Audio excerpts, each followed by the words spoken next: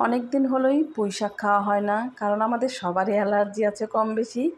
আজকে একের ভিতর দুইটা রান্না করে আপনাদের সাথে শেয়ার করব, আর শুরু থেকেই শেষ পর্যন্ত দেখলেই কিন্তু বুঝতে পারবেন আজকের পুঁইশাকটা আমি কিভাবে কম তেলে কম মশলাতে রান্না করব। অনেকেই কিন্তু মশলা খেতে পছন্দ করেন না। আসসালামু আলাইকুম, কেমন আছেন সবাই? আশা করি সবাই ভালো আছেন। আমরা তো আলহামদুলিল্লাহ ভালো আছি।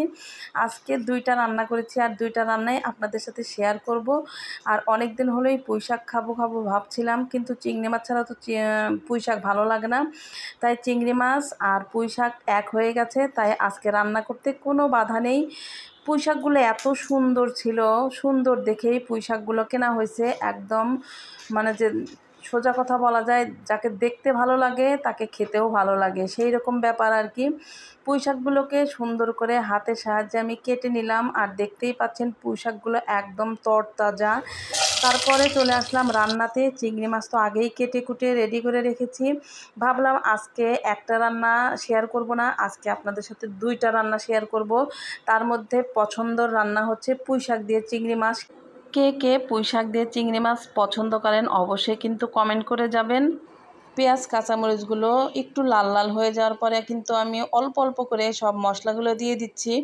চামিচটাও নিশ্চয়ই আপনারা দেখতে পেরেছেন। মরিচ, হলুদের গুঁড়া, ধনিয়ার গুঁড়া, অল্প করে রসুন, তারপরে জিরা বাটাও দিয়ে দিয়েছি। সব কিছুই দিয়ে ভালো করে মশলাটাকে কষিয়ে নিয়ে পরিমাণ মতো অর্থাৎ স্বাদ মতো লবণ দিয়ে চিংড়ি মাছগুলোকে দিয়ে দিয়েছি। আর চিংড়ি মাছগুলোকে এখন একটু হালকা কষিয়ে নিব, তারপরেই কিন্তু পুঁইশাকগুলো দিয়ে দেব। আর এই রান্নাটা কিন্তু খুব তাড়াতাড়ি হয়ে যায়, একদম দেরি হবে না রান্না করতে।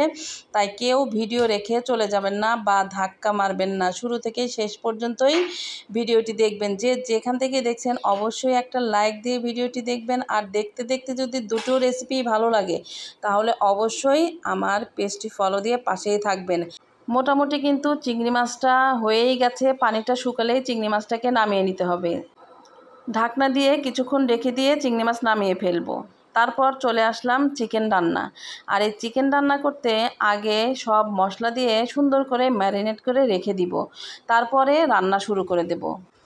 চিকেনটা ম্যারিনেট করার সময় আমি লেবু দিয়ে দিয়েছিলাম। বেশ কিছুক্ষণ রাখার পরে তেলে ভাজতে ভাজতেই কিন্তু আমার রান্নাটা মোটামুটি হয়ে যাবে।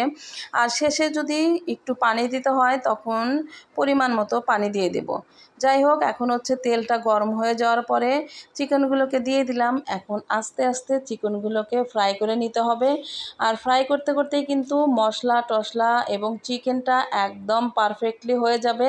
তো অনেকক্ষণ নাড়াচাড়া করার পরে কিন্তু দেখেন এই পর্যায়ে এসেছে। এখন আমাকে সামান্য পরিমাণের পানি দিয়ে হাই হিটে জাল দিলেই কিন্তু আমার চিকেনটা রেডি হয়ে যাবে। আর আজকের চিকেনটা কিন্তু একটু অন্যরকম ছিল।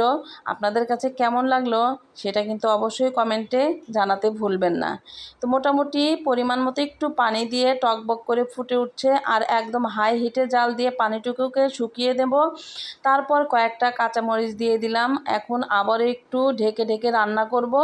নামানোর আগ দিয়ে একটু জিরা গুঁড়া দিয়ে দিব, আপনারা চাইলে গরম মশলা গুঁড়াও দিয়ে দিতে পারেন। তো আজকের এই তো একের ভিতরে দুইটা রেসিপি আপনাদের কাছে কেমন লাগলো? এটা খুবই সাধারণ এবং সিম্পল রেসিপি।